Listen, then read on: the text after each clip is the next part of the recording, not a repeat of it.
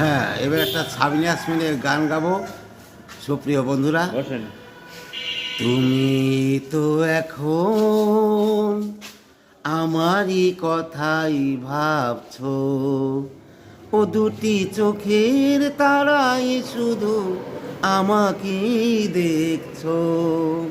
তুমি তো এখন আমারই কথাই ভাবছো। আমি হাজার কথার মালা গেথে চেয়ে আছি শুধু তোমারই পথে। জানি আমার কাছেই তুমি এখনই আসছো।